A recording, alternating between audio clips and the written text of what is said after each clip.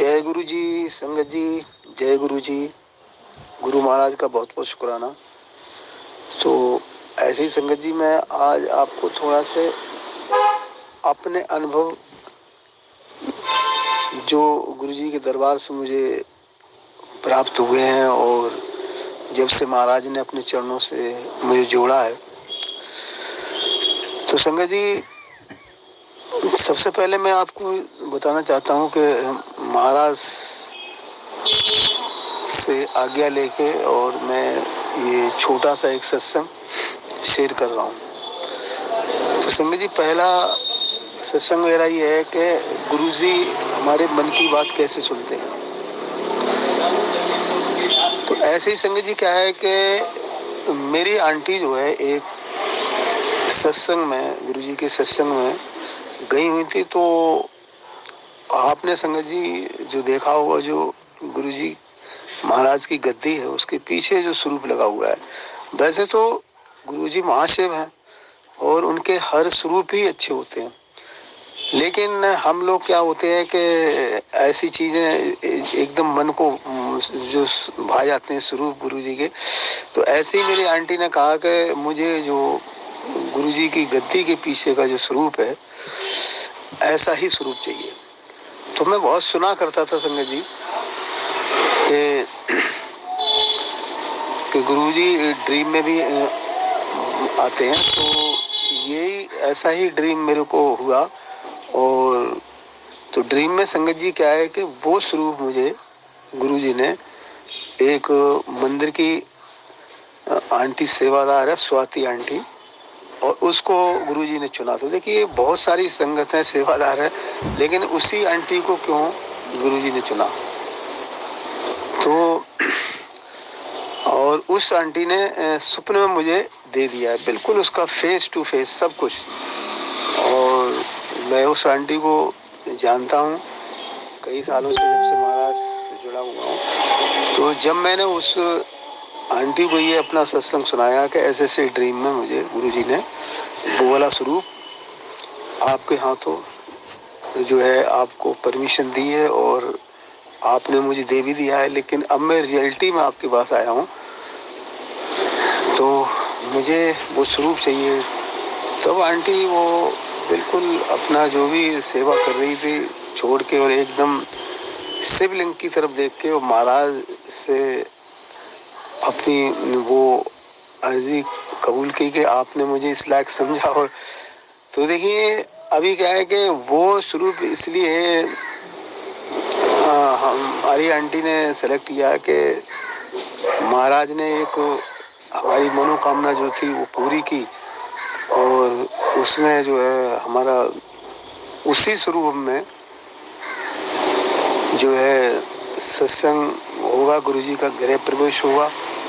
और तो संगत जी क्या है कि हमारी लाइफ में बहुत ऐसी चीजें होती हैं जो हम बहुत बेबुनियादी चीजें मांगते रहते हैं, मगर महापुरुषों का कहना ये होता है कि जो मांगने से पता नहीं आपकी लाइफ के लिए वो चीज ठीक है भी है नहीं है, तो उसकी कोई लाइफ नहीं होती है। जो महापुरुष आपको ब्लेस करके दे दें वो आपके लिए बहुत अच्छी होती है। तो इस तरह से वही था संगत जी के उसी स्वरूप वो कब मुझे मिलेगा, और ये तो महाराज का मुंह, क्योंकि अभी उसमें थोड़ा सी देरी हो रही है। तो जब भी महाराज का हुक्म होगा, हुक्म तो दे दिया उन्होंने, लेकिन है कि जब उनका वो हमारा गृह प्रवेश होगा उसमें, तो हमें उसी स्वरूप में हमने सत्संग जो है महाराज करवाएंगे।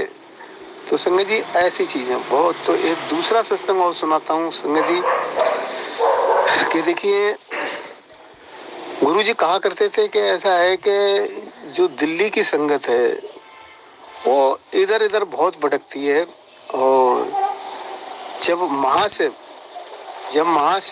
का ये दरबार बना हुआ है, शिवलिंग को के रूप में, या वैसे मंदिर में गुरुजी हमेशा 24 घंटे रहते हैं, 365 दिन रहते हैं। ये गुरुजी ने फिजिकल फिजिकल फॉर्म में भी बताई और बाद में भी सत्संग में जो है कई एक में हमने ये सुना है और देखा भी। और तो हमारे मन की बात गुरुजी सुनते हैं। गुरुजी हमेशा मंदिर में ही रहते हैं, लेकिन क्या है कि अब वो पर्दे के पीछे हैं।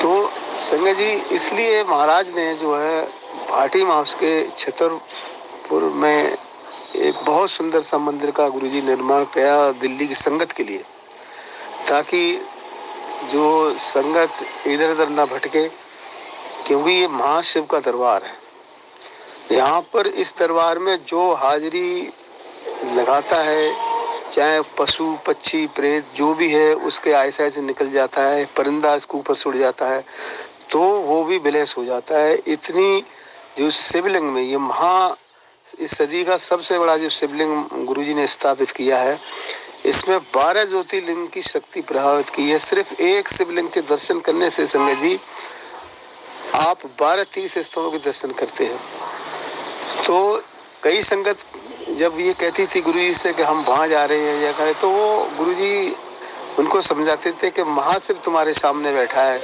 और है तो सब मेरे से ही, और तुम इधर उधर भटकते रहते हो। तो ऐसे करके कई संगत को ये ऐसे प्रेरित किया। अपने जो शब्दों में गुरुजी ने कहा कि ये तीर्थ स्थल है, यहाँ पर कभी मेरे दरबार से कभी कोई खाली हाथ नहीं जाएगा। और संगत जी एक बहुत बड़ी बात ये भी गुरुजी ने कहा कि बड़े से बड़ा पापी भी इस दरबार में आएगा, मैं उसको भी विलेस करूंगा। आप बताइए ऐसे करिश्मे संगत जी कौन कर सकता है? सिर्फ रवि कर सकता है, जो दुनिया को बनाता है बिगाड़ता है, वो ही ऐसी बात कह सकता है। तो इसलिए गुरुजी महाशिव हैं और सबका कल्याण करने के लिए ही इस मृत्यु लोक में अवतरित हुए।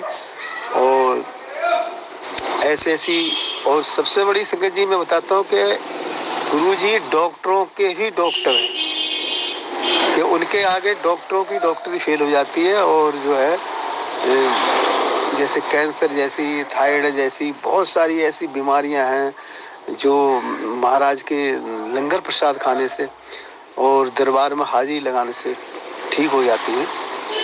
तो संगत जी एक चीज और बताया करते थे संगत जी कि ऐसा है कि भाई डॉक्टरों के पास जाओ, लेकिन डॉक्टरों का काम क्या है? जो उन्हें काम है उनका करने दो, और जो असली काम है वो तो मेरा है।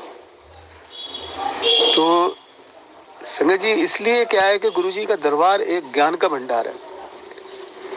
संगत जी अगर पूछो तो मैं आपको बताता हूँ कि मैं भी बिल्कुल अनाड़ी था। जब महाराज ने अपने चरणों से नहीं जुड़ा था तब बहुत चीज़ों का मुझे ज्ञान नहीं था। बाद में जब महाराज ने अपने चरणों से जुड़ा, बहुत सारी चीज़ें मैंने देखी है मंदिर में और बहुत कुछ सीखने को मिला। तो संगत जी क्या होता है कि जो दरबार में गुरबानी चलती है और सिमरन और सत्संग, ये दो ऐसी चीज़ें हैं कि इनको आप अपना लोगे तो कभी आपको पीछे मुड़ के देखने की जरूरत नहीं होगी। ये दो चीजें ऐसी प्रसाद के रूप में महाराज जो है हमको देते हैं। और सुनो जी क्या होता है कि जब गुरु जी फिजिकल फॉर्म में थे तो देखिए उनके पूरा शरीर ही मतलब एक वाइब्रेशन से निकलती है, जैसे गुलाबों की खुशबू। और तो ऐसे करके वो अगर छोटा सा माना गुरुजी अगर एक लड्डू देते थे तो आपके 2 हाथ में लड्डू नहीं आता था, वो उनके हाथों में ऐसे करिश्मे थे। और संगत जी क्या होता है कि जब भी कभी आप कोई सत्संग या कुछ अपने घर में गुरुजी का करवाते हैं तो उसमें क्या है, कभी भी ये मत सोचो कि भी हमारा लंगर प्रसाद कम पड़ जाएगा, क्या हो जाता है। ये सब महाराज की महिमा होता है। प्रसाद को हमेशा ढक के शेयर करा करो, और तो उसमें जो है कभी भी आपका लंगर प्रसाद कभी कम नहीं पड़ेगा। ये महाराज के करिश्मे जो हमने सत्संग में सुने भी हैं और देखे हैं, ये बिल्कुल रियलिटी है, सच्चाई है। तो संगत जी इसलिए जो है जब भी आप दरबार जाते हो तो जो भी मंदिर में गुरुजी ने चीजें स्थापित की हैं उनको सब पर एक नजर डाला करो, क्योंकि गुरुजी ये भी बताते हैं कि मेरे दर्शन करने के लिए जो है जहाँ बहुत सारे देवी देवता लाइन में लगे होते हैं। तो एक संगत जी, मेरी आपसे सभी अनुरोध है कि जब भी आप मंदिर में प्रवेश करते हैं तो सिर्फ गुरु जी के चरणों में ध्यान लगाओ, अपना मोबाइल बंद रखो, और जो है दूसरी चीज है कि लाइन जो वहाँ गुरु जी के सेवादार हैं उनको फॉलो करो। अगर वो कहते हैं रुक जाओ तो रुकना है, चलो तो चलते रहना है, लाइन तोड़ के आपने नहीं जाना। तो महापुरुषों ने ये बताया था कि वहाँ जो 33 करोड़ देवता मेरे दर्शन करने के लिए लाइन में लगे रहते हैं, और पता नहीं किस देवता को आपने लंघ दिया लाइन तोड़ के, तो वो आपके लिए ठीक नहीं है। जय गुरु जी। तो ऐसे ही संगत जी, महाराज जब आपसे जोड़ लेते हैं, जो भी आपका दिन सेलेक्ट किया है तो आप आते रहिए, लेकिन गुरु जी के ब्लेस करने के संगत जी अनगिनत तरीके थे। कभी कभी ये भी कहते थे कि तुम रोज रोज क्यों आते हो, तो इसमें भी ब्लेसिंग है आपके लिए। और फिर कभी कभी ये भी कहते थे कि आते हो तो अंधेरा करो।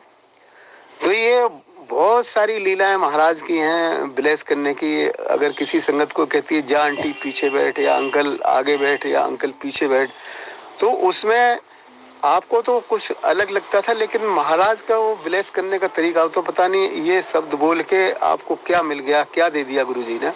ये संगत जी, जहाँ जूतियां उतारते हो सारी चीजें अपनी वहां छोड़ दो, सिर्फ जो मंदिर में होता है उस पर पूरा फोकस दो। और दूसरा जो है, महाराज ने जो दरबार में 5 सीढ़ियां बनाई हैं, वहां का भी एक संदेश है कि काम क्रोध मोह माया और मैं मनुष्य की सबसे बड़ी दुश्मन है।